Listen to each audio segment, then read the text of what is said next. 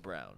What is likely, the Cleveland Guardians wrapping up a West Coast road trip with a 5-2 record. First place in the AL Central as they head home for the home opener on Friday. G, I'll let you start here. Overall takeaways on a 5-2 road trip. Listen, first of all, the takeaway that I got, man, talk about your boy Crow. How you just, like, he hits every single day now. Like, the Guardians is funny. I'm going to have to, and we kind of just going to have to just give it to them. We just going to have to give it to them. They find a way to continue to get wins, even though we tell them all the time, you ain't getting no bats. You traded the wrong people. You didn't have the right mix. When we going to see this young dude? And they continue to come out every single year, and they find a way to get it done. Yeah. Jose Ramirez is a hitting savant. I mean, he looks like he's out of shape. He looks like he can't run fast. He looked like he shouldn't even be a baseball player. He's 4'9", and he just continues to hit the ball all over. And Miles Straw. Now I call him Crow because of the straw, but Miles Straw. This dude got a bat now. Yeah. You've been working. Let me find out you've been working on your game. This dude has hit safely, I think, in pretty much every single game. He keeps the thing in play. He's doing it. And let's talk about the stolen bases, by the way. I think he got 5 stolen bases. Mm-hmm. So when you look at this was a position that we were not expecting to get any production from, but you're getting production from there. You're getting Kwan that hasn't regressed. Yep. You're getting everybody is pretty much hitting the ball except for Bell at this point. Yeah. And even Zunino, who's been a little shaky behind the plate, more than shaky behind the plate, is hitting the ball well. So to me, Mike, I just think these guys, again, come into the homestand, and you got a lot of excitement around the team who just continues to plug away. Those stolen bases are like a weird aspect, like a byproduct of that pitch clock. I really do believe that. Pitchers are so freaked out. They're in their own head. They've been like not having a pitch clock for their entire lives of playing baseball, which is the only thing they've ever done consistently. And now they've got that going on. And now they're like, oh yeah, and there's a guy over there. Like it's a nightmare, which is great for us and great for Miles Straw and great for all for all of our bases. At some point, you're right though, because at some point that's gonna, it's like the shot clock, right? I don't even know it. I only aware of it in the last 10 seconds, right? Right. Yep. So the pitchers are going to get to a point where they don't even see it, right? They're going to feel when they need to. Yes. In the final 8 seconds. And they might adjust. They'll adjust halfway through the season. They're going to adjust this. Right now, it's like a free-for-all. Yeah, Anybody right now it's a free-for-all, right? So get in there. But I will say this, though, Mikey. I am happy about the reduction in time. Oh my God. Listen. Because the pitch clock keeps the game down. And the pitch clock keeps the game down. As a casual dude, see, G. Bush don't know baseball. That's what y'all tell me.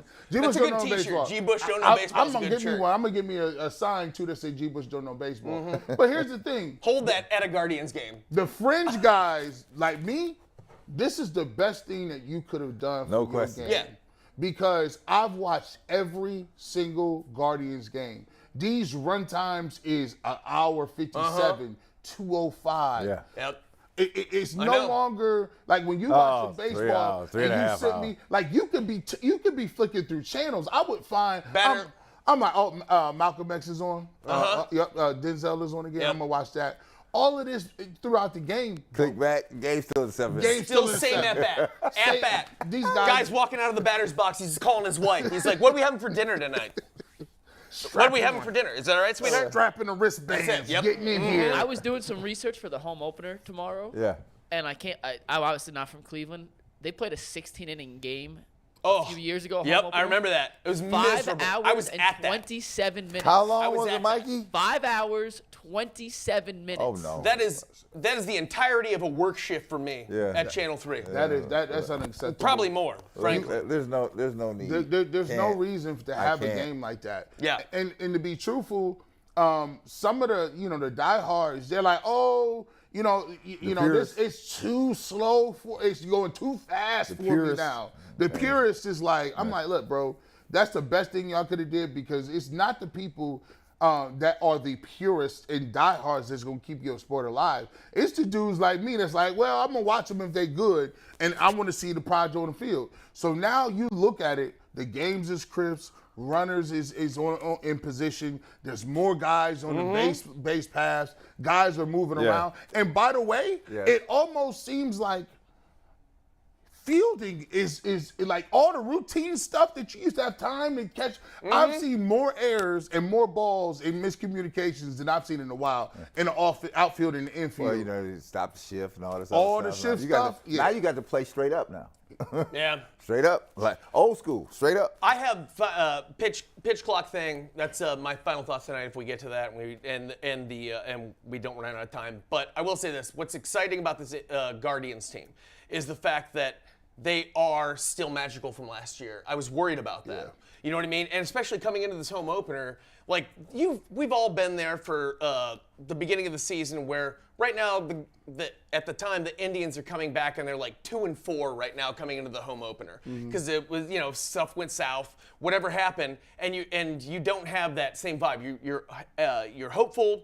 You want it to go well, but at the same time, now they're coming back and they are already proving that whatever they had last year can sustain and has sustained through this year. Because that was we were scared of that. I mean, this was a team that no one expected to do this last year.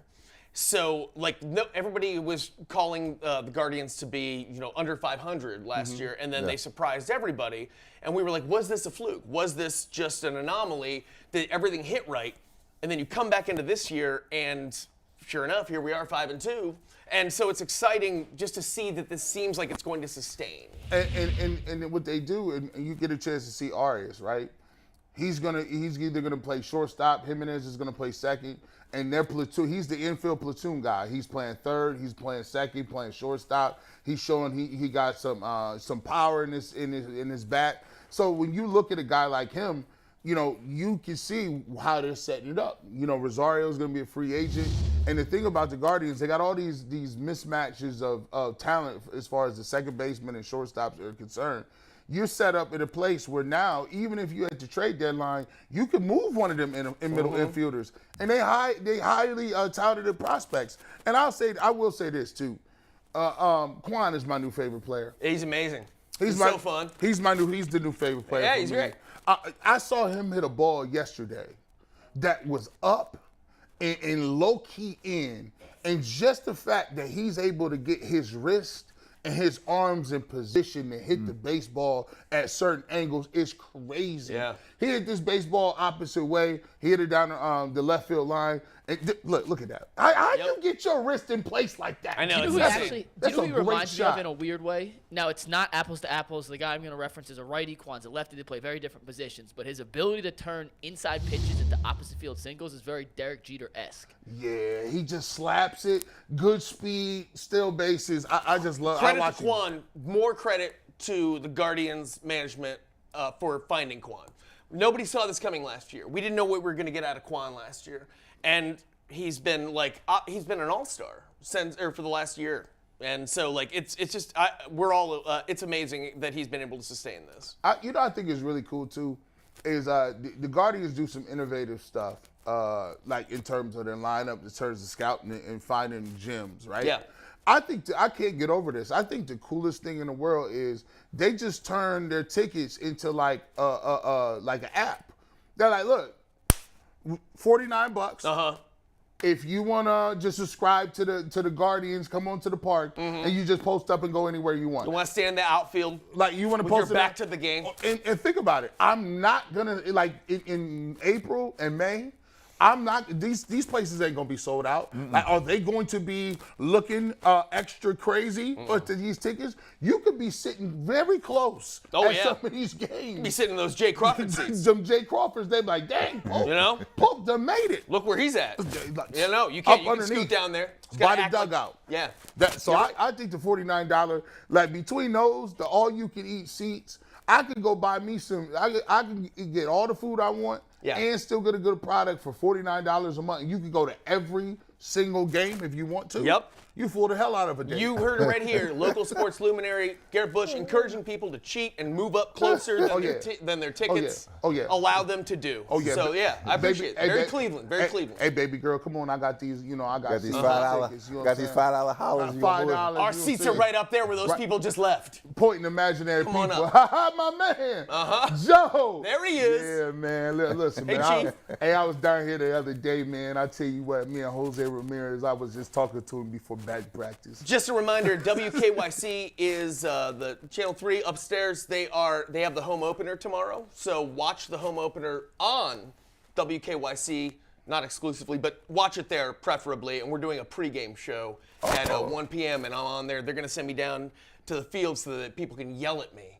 And I get to have people yell at me live. So if you want to watch me be uncomfortable live on television, watch WKYC tomorrow going into the... We'll be locked on right after we get out. We'll be locked on, and Jay Crawford will be joining us from opening day at Progressive Field tomorrow at 12 o'clock. Real quick before we move on to Cavs, the Guardians will honor John Adams with a patch on the jersey on opening for the home opener, Friday.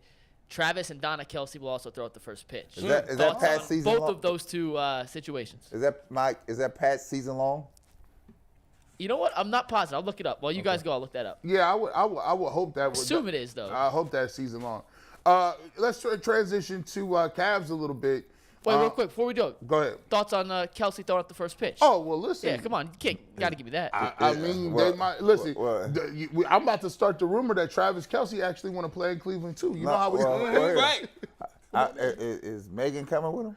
Listen, hey, look. Did you hear me? Yeah, I heard you. I heard you. Hey, bring her on right on with you. Is she bro. coming? I just love that. I love that Travis Kelsey's brother lost the Super Bowl, so he doesn't get to throw out the first pitch. Right. I like that his mom's like, "No, you stay home." Yeah, that is right. You disappointed me. You didn't bring his brother. Well, he can't hang out. Megan got to come. Right? Yeah, Megan got to come. Exactly. No, that's cool. It's great. That's Take cool. your choice. Hey man, I don't understand. And somebody, the elephant in the room is this: like, how is Travis Kelsey mixed? His mom has to explain. Yeah. You got a country farm dude, and then you got another dude who is literally like, he's just like, he might be biracial inside. Like, he wears jewelry, he dances in the end zone after scoring touchdowns. You know they don't like white people. I know that. I know. And you hand the ball back. I'm well aware. You act like you've been there, Mike. Yep, I know. The Heights, man. I get it, man. He's like, I'm from Heights. I'm about to do all of it. And I'm about to get that off. So, yeah, shout out to Travis Kelsey and his shenanigans. But Mikey, the John Adams thing is cool. It is like, it's obviously nice. It's very Cleveland. It's nice for them to do that during the opener. It's a nice testament. And he is he does represent Cleveland in, I think, a very unique way. And in that, I mean that he bought that drum like for $25 at a thrift store like 30 years ago or something like that, maybe more. And he brought it to the game, and this was municipal days when you could just sit anywhere, obviously. And he said that he didn't want to bother people, so he took it out into the outfield and into the bleachers. So he didn't want to be next to somebody, because I'd be annoyed if this, especially before you know who, like John Adams is not established yet. Right. And this dude with a mustache comes and sits next to you with a drum. I'm like, no, we're going to have a problem. Of all the seats, that's not fun. We're going to have a problem. That's not fun. So he goes out to the bleachers and he sits out there alone. And I'm talking during like the Corey Snyder days. Oh, he's out there just like, the Brooke Jacoby days. And he's out there doing that. And everybody's like, all right, have fun, whatever. At least something's happening. There's some sound in the stadium. And then he just hung in there and we embraced him.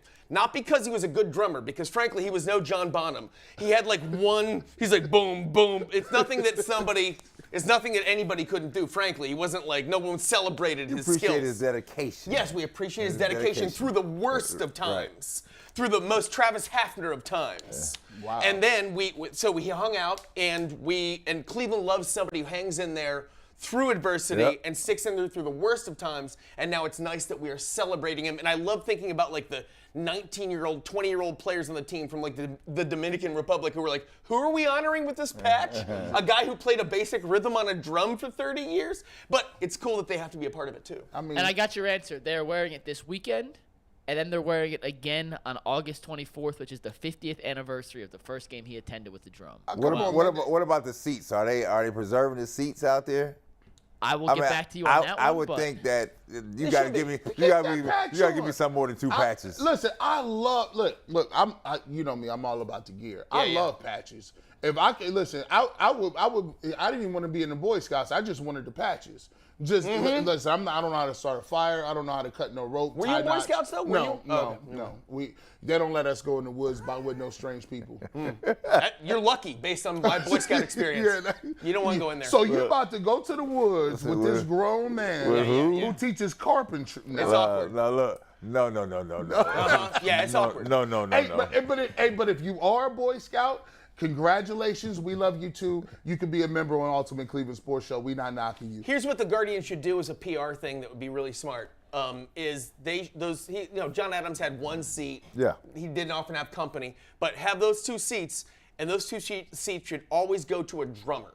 Any drummer from a band. Send a video of yourself drumming, and if you actually can hold a beat, then you get those seats for that game. That's crazy. How many home games are there? And then just always honor that area by having a drummer. Was it 162? Like that. Yeah, that'd be cool. Every once in a while you have a celebrity drummer, that guy from the Black Keys or something like that. But most of the time it's just like some local Cleveland drummer who can keep a beat. That's a nice PR move. Go ahead, Guardians. That's slick, right? Curtis Janberg, that's for you. There's also a plaque on his seat in the outfield. I like that. Oh, good. Well, let's see. We don't got no drummers at the Cavs games.